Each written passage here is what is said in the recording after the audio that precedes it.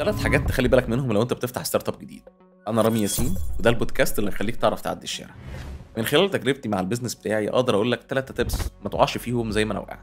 اول حاجه يبقى معاك كاش فلو كويس جدا اول ما تفتح البيزنس بتاعك، والكاش فلو ده يعرف يغطيك 6 شهور قدام من افتتاحك للبيزنس بتاعك، يغطيك كصرف على المكان ذات نفسه اللي انت بتفتحه ودخلك الشهري، عشان ما تلاقيش نفسك ان انت عندك التزامات شهريه وبتاخد من البيزنس بتاعك يصرف على التزاماتك، او بتاخد من اللي بيصرف على التزاماتك يصرف على البيزنس بتاعك. تاني حاجه الماركتنج مهم جدا وانت بتفتح البيزنس بتاعك، لازم تكون شايل جزء من الكابيتال بتاعك اللي انت بتفتح بيه البيزنس علشان توديه للماركتنج، واصرف فيه. كل ما انت بتصرف على الماركتنج هيديك كمان اكتر واكتر. ثالث حاجه مهمه جدا من وجهه نظري وانت بتفتح البيزنس بتاعك هي التيم بتاعك اللي انت بتشتغله، والقوه البشريه اللي انت بتشغلها هم اللي هياخدوا البيزنس بتاعك ويطيروه.